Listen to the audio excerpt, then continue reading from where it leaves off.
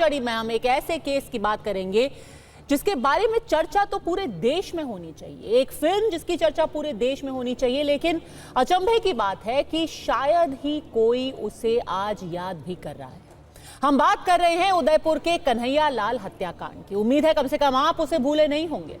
3 साल पहले 28 जून 2022 को उदयपुर में दर्जी कन्हैया लाल का कैमरे के सामने सिर तन से जुदा कर दिया गया और उस हत्या का वीडियो सोशल मीडिया पर शेयर कर आरोपियों ने चाकू दिखाते हुए जश्न मनाया था। कन्हैया लाल को सिर्फ इसलिए मार दिया गया क्योंकि उन्होंने सोशल मीडिया पर एक नेत्री जिन्होंने विवादित टिप्पणी की थी, सोशल मीडिया पर बस ये कहा था कि मैं उनका समर्थन करता हूं, मैं उनको सपोर्ट करता हूं।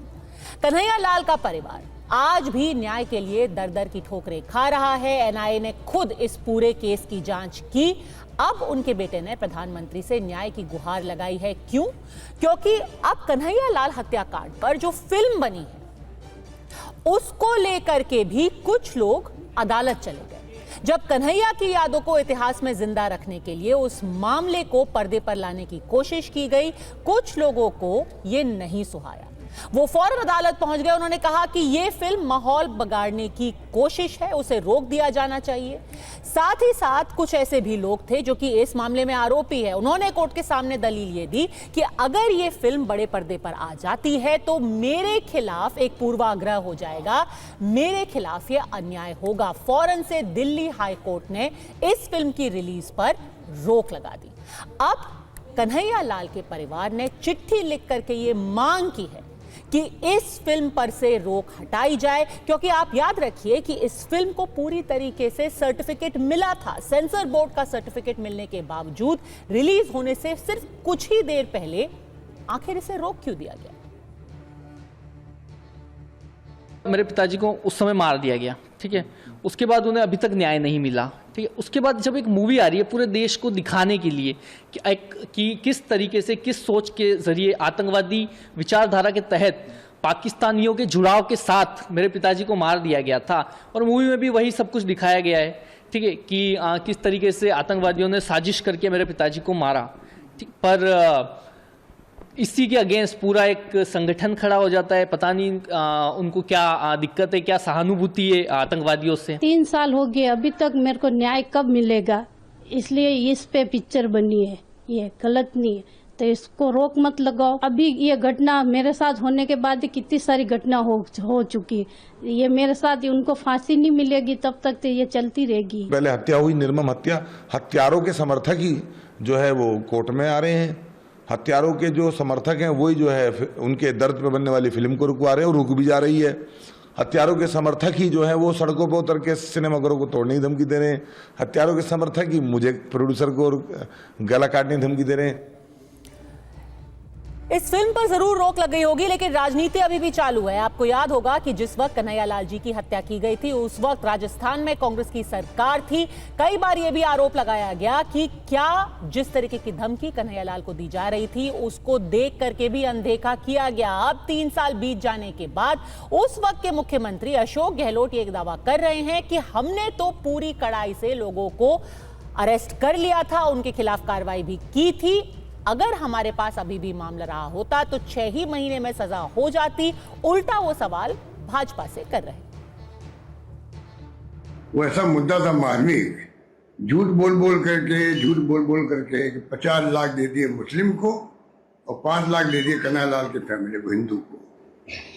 इतना बड़ा झूठ कोई बोल सकता है क्या? अब मैं पूछना चाहता हूं अमित शाह जी से, कृपा करके आप राजस्थान पधारे हैं, आपका स्वागत है, पर कम से कम आज अपनी मीटिंगों में इसको प्रदेशवासियों को जवाब दें, भाई वास्तव में ये घटना क्यों नहीं अभी तक सजा हुई? इन लोगों को सजा क्यों नहीं हुई आज तक? हो सकता राजस्थान सरकार इसको देखती, एसओजी देखती, टीएस देखती, हो सकता आज तक उनको सजा हो जाती, चाहे वो आजीवन हो या फांसी की सजा हो, कुछ भी हो, वो सजा होके रहती। ऐसी कोई फिल्म नहीं बनना चाहिए जिससे दो समुदाय में नफरत पैदा हो। हमें नफरत खत्म करना है। नफरत की बात करने से हंगामा हो रहा है, तो ऐसी फिल्म ऐसी फिल्म नहीं बनाना चाहिए। अगर उसको सेंसर बोर्ड ने पास भी कर दिया है तो लॉ एंड ऑर्डर की बात लेकर के इसे सरकार रोक सकती है। इस फिल्म को रोकना चाहिए। इस फिल्म के अभी उसका ट्रेलर जो दिखा रहे हैं उस पर हंगामा शुरू है। तो ऐसे में अड़ी के सवाल है बिल्कुल सीधे, कन्हैया लाल हत्याकांड पर बनी फिल्म पर रोक के पीछे असली वजह क्या है? क्या सच पर पर्दा डालने की कोशिश है? जो माहौल खराब होने की दलील दी जा रही है, क्या सच में एक फिल्म से माहौल खराब होगा या फिर इसको रोकने वालों की नीयत खराब है? विनोद बंसल, प्रवक्ता विश्व हिंदू परिषद, हमारे साथ जुड़े हैं। वरिष्ठ पत्रकार अवधेश जी भी हमारे साथ जुड़े हुए हैं। मौलाना साजिद रशीदी माफ कीजिएगा, अध्यक्ष AIIA हमारे साथ है। साथ ही सैयद जवाद, राजनीतिक विश्लेषक हमारे साथ है। लेकिन सबसे पहले मैं रुख करना चाहूंगी यश साहू का, जो कि कन्हैया लाल जी के बेटे हैं, बहुत मुखर रहे हैं पिछले 3 सालों में। यश, एक ही सीधा सा सवाल आपसे पूछूंगी। 3 साल बीत गए, अब 3 साल के बाद अगर उस हत्याकांड पे, जिसका खुद वीडियो बना करके हत्यारों ने ही सोशल मीडिया पर डाला था, उस पर कोई फिल्म बन रही है, तो लोगों को उससे तकलीफ क्यों है? जी, तो मैं बता दूं आपको कि 3 साल पहले 28 जून 2022 को जिस तरीके से मेरे पिताजी की हत्या हुई और वो पूरे देश ने देखा, ठीक है, उसके वीडियोस वायरल किए गए, उसके अपराधी, उसके जो उस केस के जो मर्डरर्स थे उन्होंने वीडियो बनाकर डाला। वो वीडियो जब लोगों के सामने आते हैं और वो लोग जिस तरीके से उनको मार देते हैं, तब किसी देश का, इस देश का जो सामाजिक सौहार्द है, जो धार्मिक सौहार्द है, वो नहीं बिगड़ता, बिल्कुल नहीं बिगड़ता ना। पर जब एक मूवी आ जाती है उसी हकीकत को दिखाने के लिए, एक सच्ची घटना पर आधारित एक मूवी, तो देश का जो एक सामाजिक सौहार्द है वो इनके हिसाब से बिगड़ जाता है। तो आपको लगता है कि ये सिर्फ एक बहाना है? क्योंकि लोग सच में कह रहे हैं कि देखिए, आप देश में आप जो सामाजिक ताना बाना है उसको क्यों छेड़ने की कोशिश कर रहे हैं? अब 3 साल बीत गए, मामला कोर्ट में है, न्याय तो वहां से मिलेगा, अब फिल्म बनाने का क्या मतलब है? कहीं तो ऐसे भी आलोचक है। जी, तो शायद बता दूं मैं आपको कि उस केस को 3 साल हो गए, 3 साल हो गए उस केस को, अभी तक उसमें फास्ट ट्रैक का गठन नहीं हुआ। उस केस को जिस तरीके से लिया जाना चाहिए स्पीड में, वो भी नहीं लिया जा रहा। केस को ठीक है, कहीं ना कहीं केस ठंडे बस्ते में चला गया है। तो एक मूवी की चर्चा सिर्फ इतनी हुई कि जिससे मेरे पिताजी की जो ठंडा केस था, जो दब गया था, उसको फिर से कहीं ना कहीं स्पीड मिली। ठीक है, लोगों ने उसके बारे में चर्चा करना चालू किया। तो मुझे लगता है कि जिस तरीके से चर्चा हो रही है उसी हिसाब से उन अपराधियों को सजा भी मिल जाएगी। क्योंकि वो जो अपराधी हैं, जो आरोपी हैं, वो तो उल्टा कह रहे हैं कि सजा होना दूर, ये उनके खिलाफ एक पूर्वाग्रह पैदा कर देगा, मुझे सच में न्याय नहीं मिलेगा, जिसको कहते हैं ना प्रेजुडिस हो जाएगी। तो जी, आप सीधे ही देख लीजिए, जिस कोर्ट ने उनकी बेल की, उन अपराधियों की बेल की, ये तो सीधे उन्हीं पे आरोप हो गया कि सिर्फ आप एक मूवी से इन्फ्लुएंस होके हमारी जो सजा है उसको कम या ज्यादा कर देंगे। क्या बात हुई है सीधे? क्या मतलब जो कोर्ट है, जो जज है, वो एक मूवी से इन्फ्लुएंस हो जाएंगे? उनकी कहना तो उनका यही है। जी, वही तो जवाब है, वही तो सवाल है कि क्या जज साहब एक मूवी को देख के इन्फ्लुएंस हो जाएंगे? ठीक है, कोर्ट बहुत बड़ी चीज होती है, वो ऐसी छोटी मोटी चीजें मूवी के डिसीजन पे नहीं चलती। जो लोग कोर्ट में गए हैं, बड़े बड़े वकील हैं, बड़े बड़े नाम हैं, उनको आप क्या कहना चाहेंगे? आप क्या हासिल करना चाहते थे? आपका क्या इरादा था ये पिक्चर बनाने का? क्या एक उम्मीद थी कि आपके पिताजी के खिलाफ जो हिंसा हुई है, लोग उसे भूल ना जाए? देखिए, मूवी बनाने का उद्देश्य था कि पाकिस्तान से किस तरीके से आतंकवाद की जो जड़ें हैं वो हमारे देश में काम कर रही है, ये पूरा देश देखे।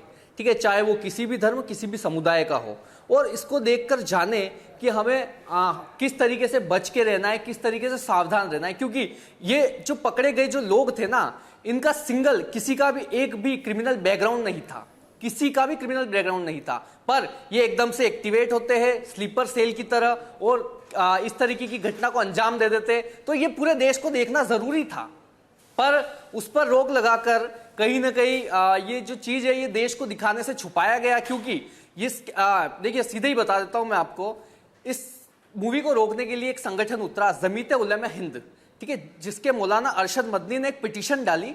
3 से 4 दिन पहले मूवी रिलीज होने के, और उसका जो डिसीजन है वो सिर्फ 3 दिन के अंदर आ जाता है, ठीक है। और वही एक पिटीशन मैंने जो 3 साल पहले डाली थी, उसका निर्णय आज तक नहीं आता, जबकि वीडियो सबूत वगैरह सब कुछ होता है, फिर भी उन अपराधियों को सजा नहीं मिलती। और एक मूवी पर सिर्फ 3 दिन के अंदर जब बैन लग जाता है ना, तो जो बहुत ठेस पहुंचती है कि हमारी जो कानून व्यवस्था है वो इतनी ही तेज है, जो मतलब कोर्ट 4 बजे बंद हो जाते हैं, उसका डिसीजन 7-8 बजे तक आ रहा है। स्पेशल कोर्ट बिठा के मूवी को रोकने का डिसीजन दिया जा सकता है, पर उन अपराधियों को सजा नहीं दी जा सकती स्पेशल कोर्ट बिठा के।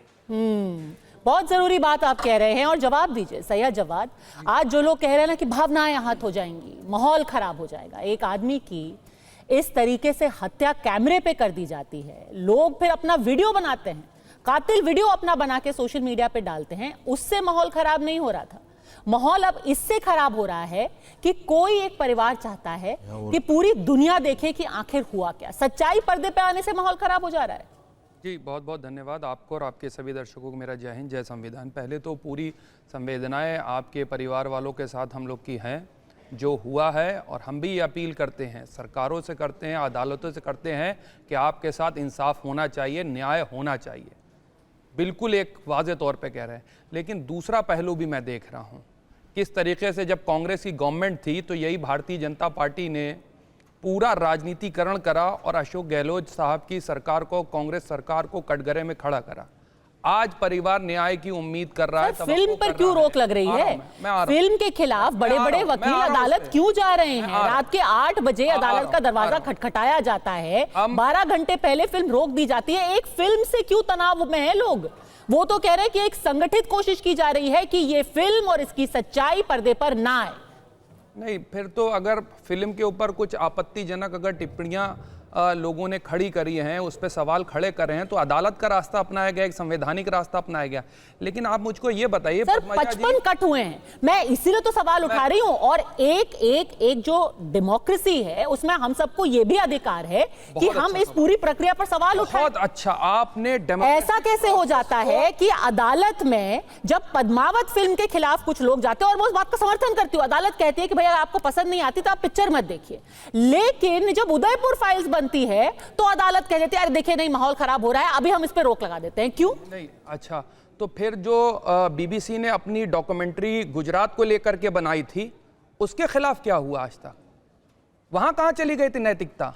और आपको बता दूं, यहां पर तो फ्रीडम ऑफ एक्सप्रेस की बात हो रही है, हम अपनी भावनाओं को, अपनी चीज़ों को एक्सप्रेस कर सकते हैं, एक्सप्रेशन दे सकते हैं। लेकिन आपको यही बता दूं कि बहुत से केसेस हैं, हमें संवेदनाएं जो हैं इनकी फैमिली के साथ भी हैं, कन्हैया लाल के साथ भी हैं। उदयपुर में जो घटना हुई, जो निंदनीय घटना थी, उसके लिए तुरंत जो है उस वक्त की मौजूदा सरकार ने इनके परिवार वालों के साथ अपनी सहानुभूति दिलाई, इनकी आर्थिक मदद करी, पूछ लीजिए इनसे। लेकिन आज की मौजूदा सरकार की जिम्मेदारी बनती है न्याय दिलाने की, राजनीतिकरण तो कर लिया, न्याय दिया।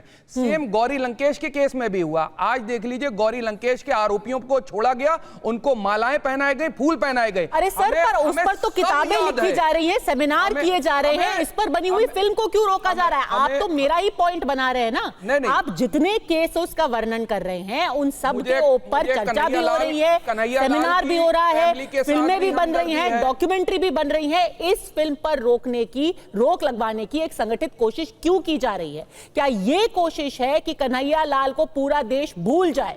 नहीं, कोई नहीं भूल रहा है। भारतीय जनता पार्टी की मौजूदा सरकार भुला रही, राजनीतिकरण कर लिया, लेकिन इंसाफ नहीं मिला। एनआईए ने जब अपने पास ले ली, एनआईए ने अपने पास पूरी जांच ले ली, 4 घंटे के अंदर कार्रवाई कर दी थी अशोक गहलोत सरकार ने। 4 घंटे के अंदर इनकी फैमिली के साथ मुआवजे की भी अपील करी, मुआवजा में मिला, पूछ लीजिए बैठे हुए। लेकिन आज की मौजूदा सरकार की जिम्मेदारी सैयद जवाद, आप फिर से मुआवजे पे जा रहे हैं। मैं तो सिर्फ ये कह रही हूं कि कम से कम लोगों के सामने तथ्य और सच्चाई अगर आ रही है, ये तो महज एक फिल्म है अवधेश जी। सच्चाई फिल्मों के माध्यम से आएगी। हाँ, लेकिन अच्छा, फिल्मों के माध्यम से न्याय, मतलब न्याय होगा, और हमारा जो जुडिशियल प्रोसेस है उसमें न्याय नहीं होता, कहने का मतलब ये है इनका साफ। अच्छा, तो अब फिल्म हमारा मतलब जुडिशियल प्रोसेस कमजोर है, न्याय जो है अब फिल्म बना करके होगा लोगों के साथ। ठीक है, तो फिल्म बनाइए, बताइए, अब बनाने के लिए बनाइए, गौरी लंकेश पे बनाइए, जकिया जाफरी बनती के है, साथ बनाइए, बननी भी उसके चाहिए, बाद जो है और लोगों के साथ बनी है। सुबोध सिंह के साथ जब गुजरात के ऊपर 3050 फिल्में बनती थी तो आप मूवी बनाए। सैयद जवाद, जब गुजरात के ऊपर 3000 फिल्में बनी तो आप ही जाकर के उनका महिमा मंडन करते हैं ना कि हाँ ये तो बिल्कुल सच्चाई बयां की जा रही है, सबके सामने आ गई सच्चाई,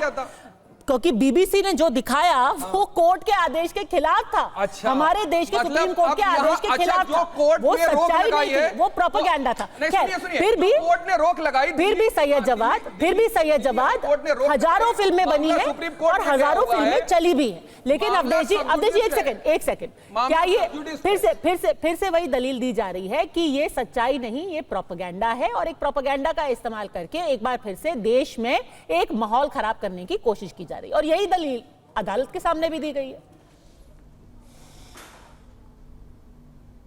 नहीं, कन्हैया लाल को 28 जून को गला रेत के मारने वाला आपने ही अपने आरंभिक वक्तव्य में कहा है। मारने के पहले वीडियो बनाया, मारने के समय वीडियो बनाया, मारने के बाद वीडियो बनाया, उस वीडियो को जारी किया, करोड़ों लोग ने उसको देखा, वो और उस पर एक फिल्म बना दी जाए कि उसके पीछे सच क्या है। वो तो उस फिल्म से डर किसको है और क्यों डर है, सवाल ये होता है।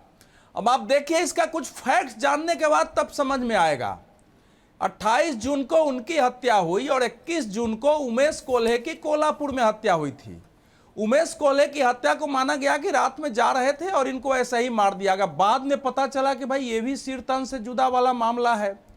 जो उसको मारने वाला था उसका दोस्त था, उसकी बहन की शादी में उसने मदद की थी। एनआईए ने जो आरोप पत्र दिया है उसमें कुछ पंक्तियां उसके ध्यान देने योग्य है। उसने लिखा है कि ये लोग कोई नॉर्मल क्रिमिनल नहीं थे, ये आतंकवादी समूह मॉडल की तरह काम कर रहे थे। और यहां जो दोनों थे, अंसारी और गौस मोहम्मद, ये दोनों दावते इस्लामी से जुड़े हुए थे। दावते इस्लामी के कार्यक्रम में भाग लेने ये पाकिस्तान गए थे और लंबे समय से वहां के ग्रुप में जुड़े हुए थे। 11 लोगों में जो आरोपी हैं उनमें 2 पाकिस्तानी भी है।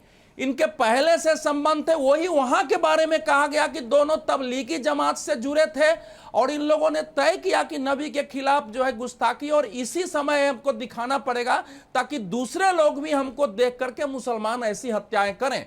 वो चार्जशीट में लिखा हुआ है कि इनके कॉन्टैक्ट थे, ये के नॉर्मल नहीं थे। तभी तो दुकान से बाहर 2:45 पर खींच के लाना और उसको गला काटना और वीडियो बना लेना, उस समय ये कितने बड़े दुस्साहस का काम है। और उसके बाद वो कह रहा है, तो ये जो भय है लोगों को कि एक फिल्म आ जाएगी उससे सच चला जाएगा। मैं एक दूसरा उदाहरण देता हूं कि क्यों ऐसा हो जाता है।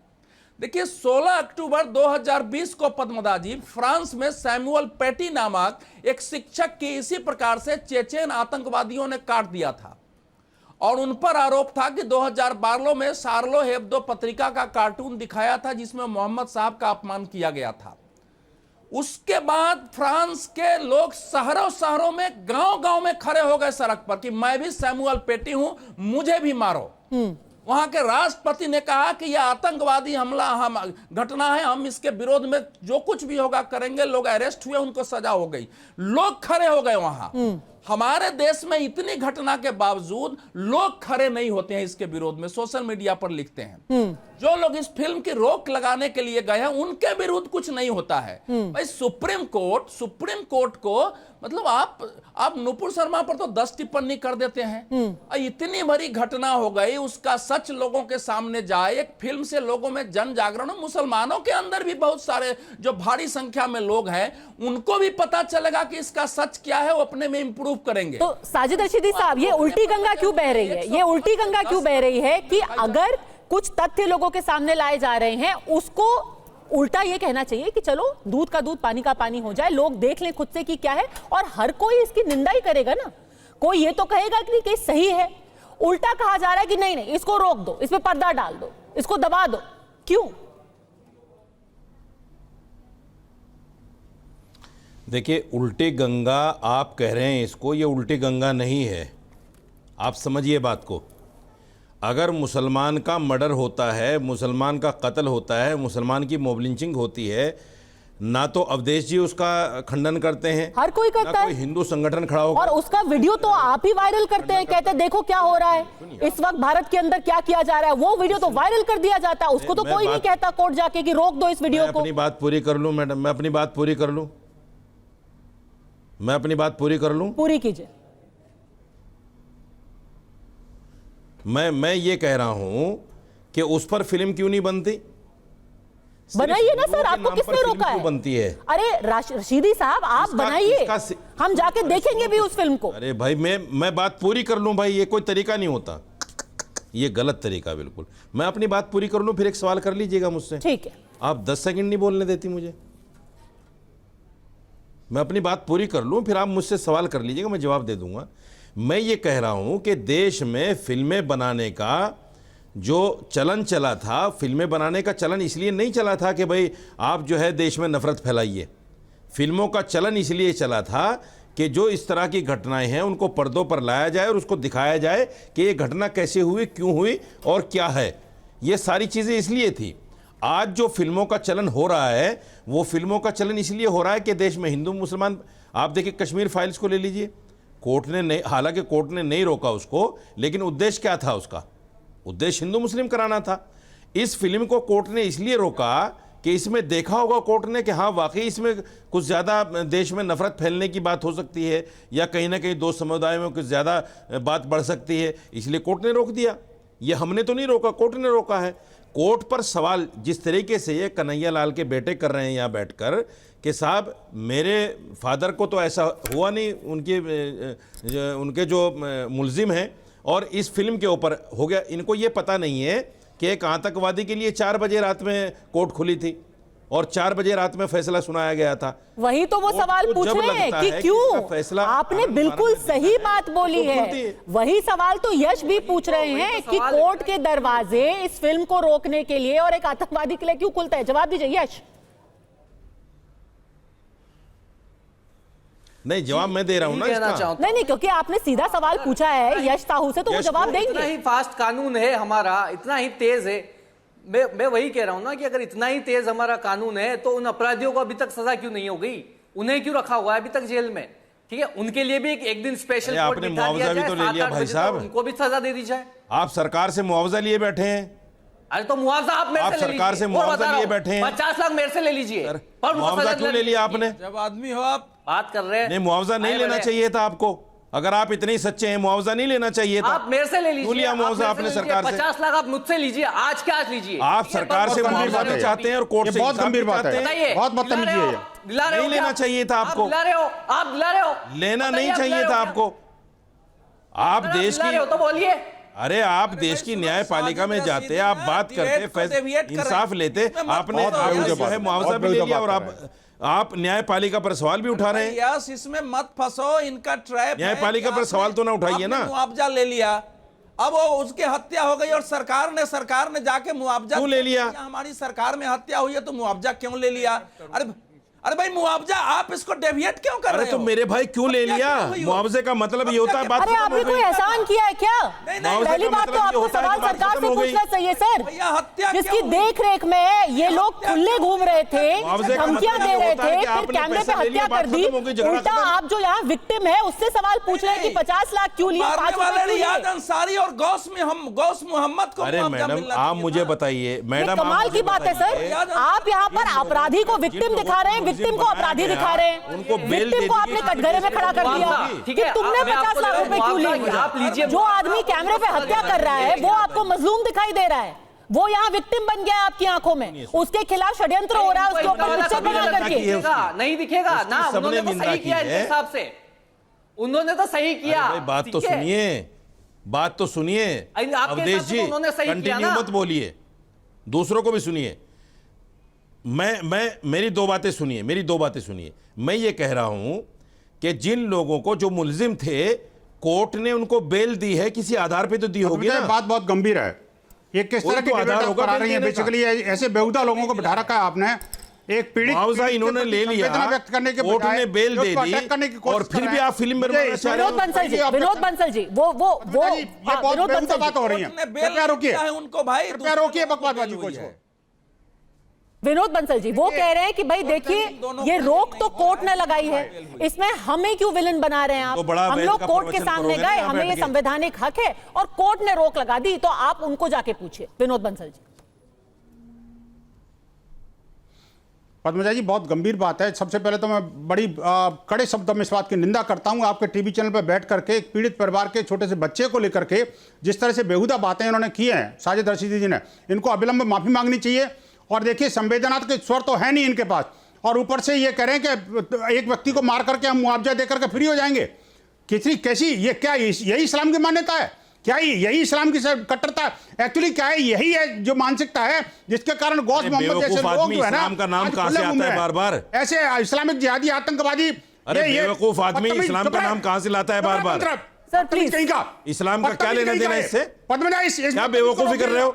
जाहिल आदमी बार-बार इस्लाम पे बात करते हो, बार-बार इस्लाम पे बात करते हो। किसी धर्म चुप रहिए बिल्कुल। पड़ी नहीं होगी विनोद जी। कौन है आप इस्लाम पे बात करने वाले? बच्चे के साथ तुम इस तरह के कौन है आप इस्लाम पे बात करने वाले? ये इस्लाम के मानने वाले लोग हैं, ये इस्लामिक कट्टरपंथी लोग हैं। फेडर डाउन कीजिए, ये सबका फेडर डाउन रही है। कीजिए, सबका फेडर डाउन कीजिए।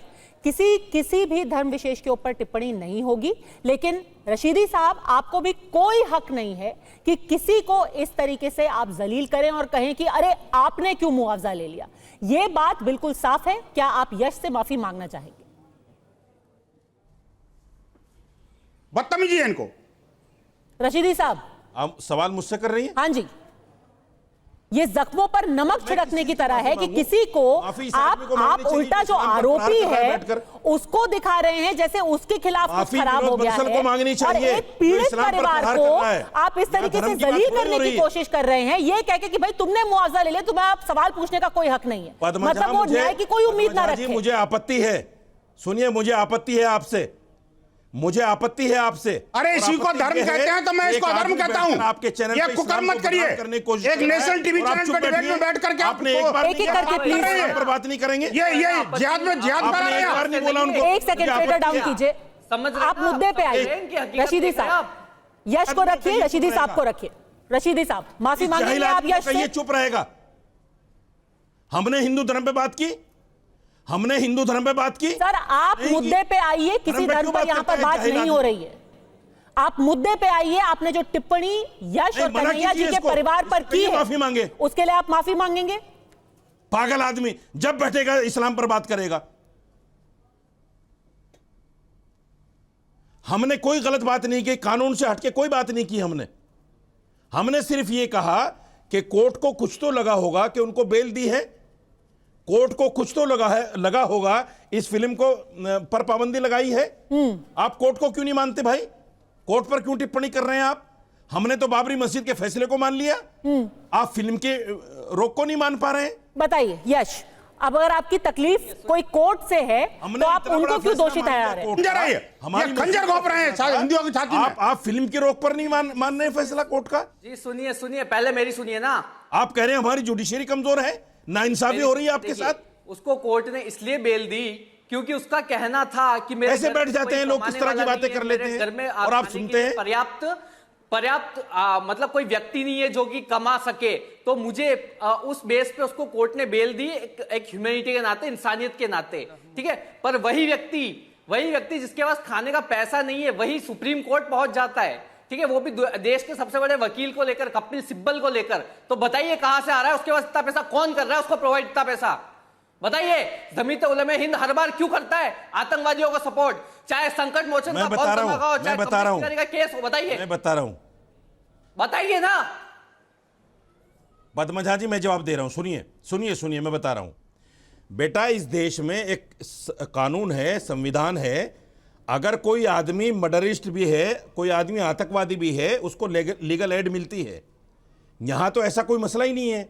एक फिल्म पर पाबंदी की बात है, हमारी आस्था को हट होने वाली बात थी, हमने लगाया पैसा, आपको क्या दिक्कत है उसमें? अरे किसी की हत्या पर फिल्म बन रही है, उसमें आस्था की बात कहां से लेके आ गए आप रशीदी साहब? ये तो एक जुर्म है, एक क्राइम हुआ है, उस पर फिल्म बनी है। कितने क्राइम है, और यहाँ पर मैं आपको कितने ही ऐसे यहाँ पे उदाहरण दे दूंगी। उस फिल्म में आपको पता है पद्मा झा जी, उसमें आपने उसका ट्रेलर देखा है? जी बिल्कुल, मैंने उसका ट्रेलर देखा है। में माँ आयशा के बारे में, नबी पाक सल्लल्लाहु अलैहि वसल्लम के बारे में गलतफहमियां, गलत बातें कही गई हैं। ऐसे ही नहीं कोर्ट पहुंचे हम लोग। जी जी जी, तो इस्लाम की मान्यताओं को चैलेंज किया है उसमें। उस मूवी में 55 कट्स लगे, 55 इसलिए हम पहुंचे हैं कोर्ट। ये बच्चा है, इसको नहीं पता है, और सीबीएफसी इसको तो भड़काया जा रहा है, तो शायद इसको भड़का कर बिठाया जा रहा है। धार्मिक भावनाओं को आहत करने वाला कोई भी सीन मूवी में नहीं आने देगी। समझ रहे ना आप उस चीज को? अगर ये आप सवाल उठा रहे हैं तो देश की संस्था पे उठा रहे हैं। भाई साहब, बेटा आपकी एज बहुत कम है, अभी समझो, आप इस गोरख धंधे से बाहर निकलो।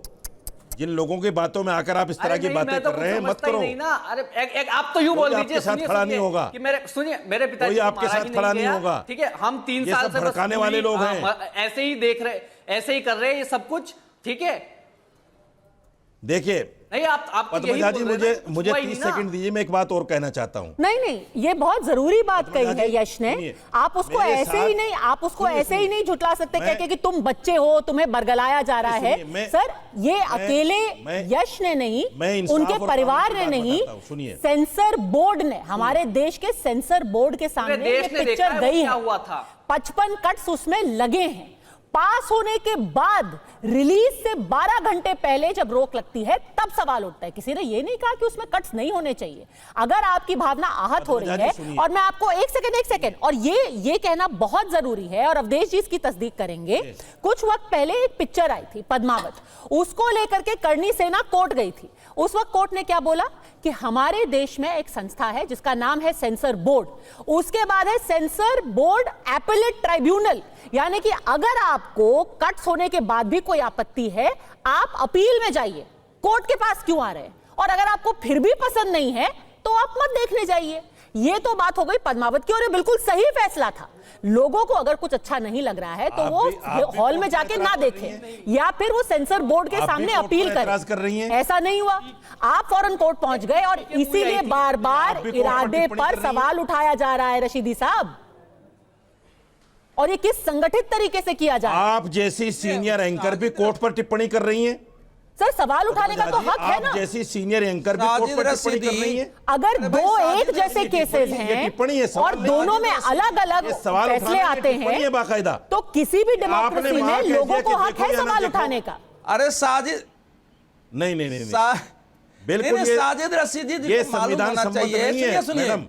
कोर्ट समझना चाहिए, आप सीनियर एंकर हैं। ठीक है, एक सेकंड, विनोद बंसल जी, एक सेकंड। आप कोर्ट के विवेक पर सवाल नहीं उठा सकते।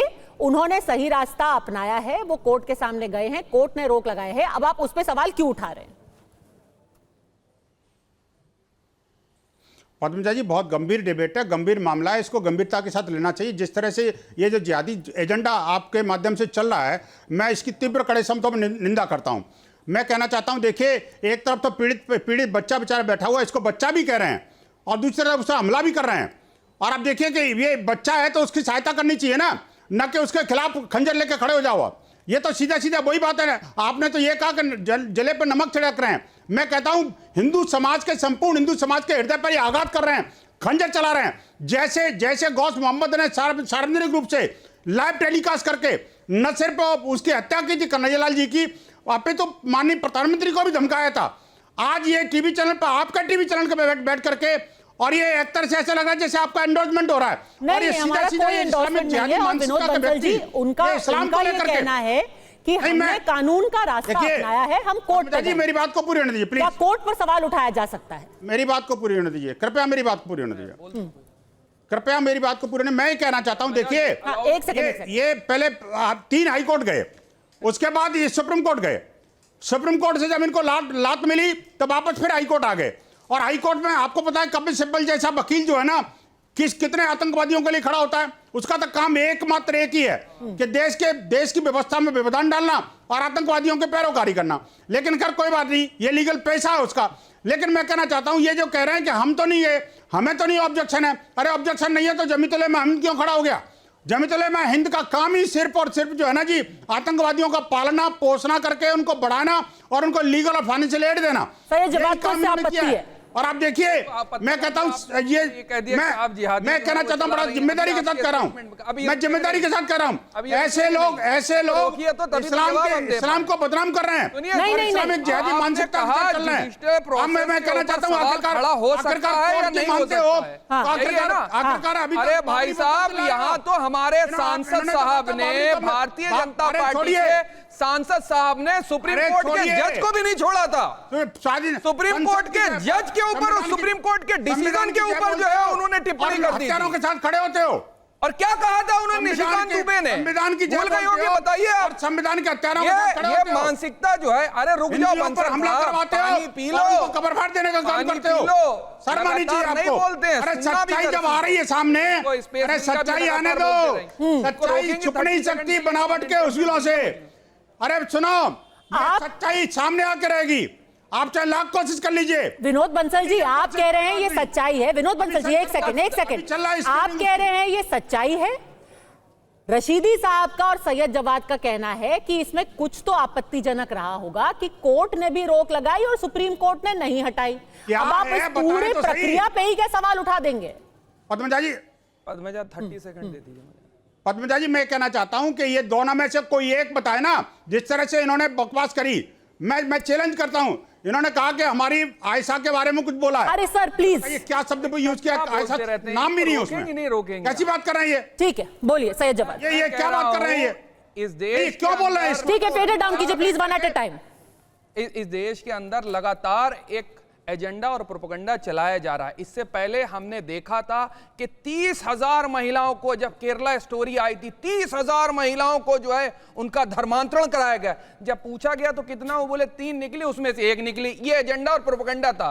3 में तो होता है ना, फिर 30,000 3 में तो होता है ना। सच्चाई तो आप मान रहे ना, होता तो है ना। थी देश के सामने 30,000। आपने तो कहा था होता ही नहीं है। 3 में तो होता है ना सैयद जवाद। चलिए, आपने 3 का तो माना ना। अरे 3 नहीं, 1 निकली। अब इंसाफ की बात। चलो, अब 3 से आपने 1 कर दिया 3 सेकंड के अंदर। अरे सुनिए तो पूरी बात। अब इंसाफ की बात सुन लीजिए।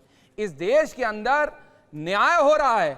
कांग्रेस की सरकार थी तो मृतकों के साथ, उनके परिजनों के साथ खड़ी रही। लेकिन गुजरात के अंदर जब बिल्किस बानो के साथ हुआ तो उनके आरोपियों को फूल और मालाएं पहनाई गई।